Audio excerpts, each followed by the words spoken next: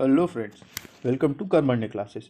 आज के हम अपने इस वीडियो में science to the point series में रिफ्लेक्शन ऑफ लाइट को समझने वाले हैं। तो चलिए दोस्तों शुरू करते हैं। दोस्तों, क्या कभी आपने सोचा है कि आप कोई भी चीज़ को कैसे देख पाते हैं, या अंधेरा हो जाने पर आपको कुछ भी दिखना क्यों बंद हो जाता है? तो चलिए इसके बारे में बात करते हैं। मान लीजिए आप अपने घर के बाहर बैठे हैं और आप अपने घर के बाहर खड़ी कार को देख पा रहे हैं। ये कैसे हो पा रहा है? तो दोस्तों, जब भी सूरज से रोशनी आके कार पे टकराती है तो वो आपकी आँखों में जाती है, और आँखों में जाके आपकी आँख में एक रेटिना नाम का हिस्सा होता है, वहाँ पे जाके उस कार की इमेज बनाती है, और इस तरह से आप उस कार को देख पाते हैं। या मान लीजिए आप अपनी स्टडी टेबल पर बैठकर पढ़ाई कर रहे हैं और आप अपनी जो नोटबुक या बुक में लिखे हुए शब्दों को आसानी से पढ़ पा रहे हैं। इसके पीछे क्या कारण है? तो दोस्तों, आपकी स्टडी टेबल पर लगा स्टडी लैंप या आपके कमरे में ट्यूब लाइट या बल्ब से आती हुई रोशनी आपकी बुक के पेजेस पे पड़ती है और उसके बाद आपकी आंखों में जाती है। अगेन रेटिना पर उस पेज की इमेज बनती है, और उसी के कारण उस पेज पे जो लिखे शब्द हैं आप उसको आसानी से पढ़ पाते हैं। पर जब एकदम रात हो जाती है या अचानक से लाइट चली जाती है तो आपको कुछ भी दिखना बंद हो जाता है। क्यों? क्योंकि ऐसी कंडीशन में कोई लाइट का सोर्स नहीं होता है, जिसके कारण आपकी आंखों में कोई रोशनी नहीं जा रही है, कोई लाइट नहीं जा रही है, इसलिए आपको कुछ भी नहीं दिखाई देता है। दोस्तों, ये सब फिनोमेना के होने के पीछे जो सबसे बड़ा कारण है वो है रिफ्लेक्शन ऑफ लाइट। तो चलिए समझते हैं रिफ्लेक्शन ऑफ लाइट। लेकिन उसके पहले आपको लाइट के बारे में कुछ चीज़ें जानना ज़रूरी है। उसमें पहला है कि लाइट हमेशा रे के फॉर्म में ट्रेवल करती है। लाइट हमेशा रे या किरण के रूप में मूव करती है। दोस्तों, दूसरा पॉइंट है लाइट हमेशा स्ट्रेट लाइन यानी सीधी लाइन, सीधी रेखा में ट्रेवल करती है। टेढ़ी मेढ़ी लाइन या जिगजैग फॉर्म में मूव नहीं करती है। लाइट हमेशा सीधी लाइन में ट्रेवल करती है। ठीक है। तो दोस्तों, अब आते हैं हम हमारी रिफ्लेक्शन ऑफ लाइट की डेफिनेशन पे। तो इसकी सिंपल सी डेफिनेशन ये है कि जब भी कोई लाइट रे किसी शाइनी सरफेस से टकराती है तो वो दूसरे डायरेक्शन में मुड़ जाती है। जब भी कोई लाइट रे किसी शाइनी सरफेस से टकराती है तो वो दूसरे डायरेक्शन में मुड़ जाती है। हम इसको डायग्राम की मदद से और अच्छे से समझते हैं।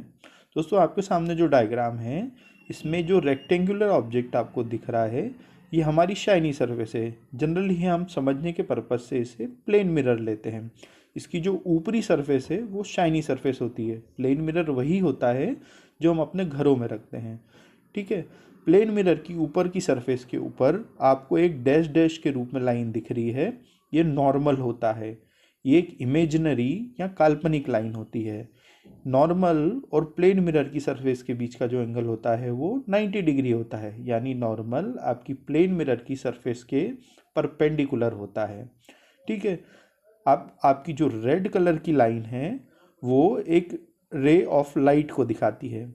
ये रे ऑफ लाइट आके आपकी प्लेन सरफेस पे टकराती है, और जो आपकी ग्रीन वाली लाइन है उस डायरेक्शन में मुड़ जाती है। रेड वाली लाइन आती है, वो आपकी सरफेस पे टकराती है और ग्रीन वाली लाइन के डायरेक्शन में मुड़ जाती है। ये होता है आपका रिफ्लेक्शन ऑफ लाइट।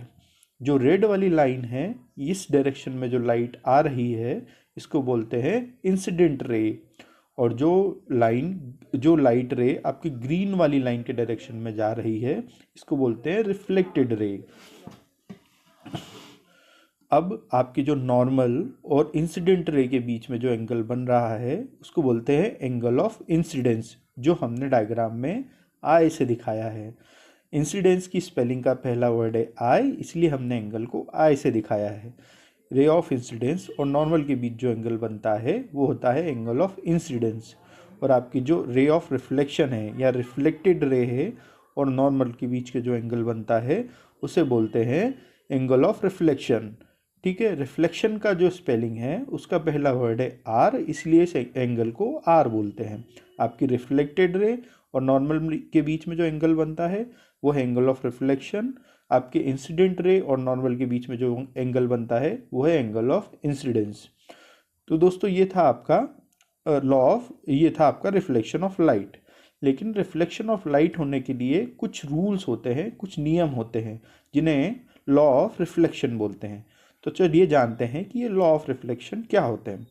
दोस्तों इसमें पहला पॉइंट है कि आपको जो एंगल ऑफ इंसिडेंस है वो बराबर होना चाहिए आपके एंगल ऑफ रिफ्लेक्शन के। मतलब आपका जो एंगल आई है वो बराबर होना चाहिए एंगल आर के। ये एंगल ऑफ इंसिडेंस और एंगल ऑफ रिफ्लेक्शन हम ऑलरेडी डिस्कस कर चुके हैं इसी वीडियो में। अगर आप फिर से समझना चाहते हैं आप वीडियो में पीछे जाके देख सकते हैं।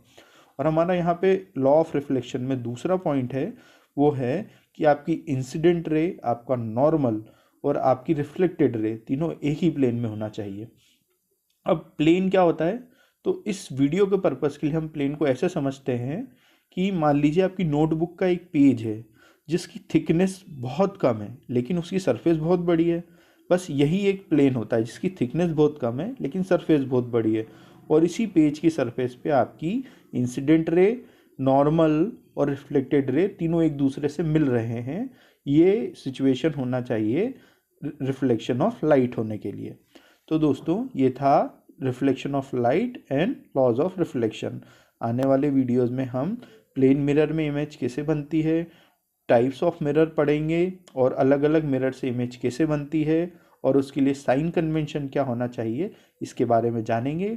अगर आपको ये वीडियो अच्छा लगा तो इसे लाइक कीजिए, हमारे चैनल को सब्सक्राइब कीजिए तथा इस वीडियो की लिंक अपने फ्रेंड्स के साथ शेयर कीजिए। Thank you so much.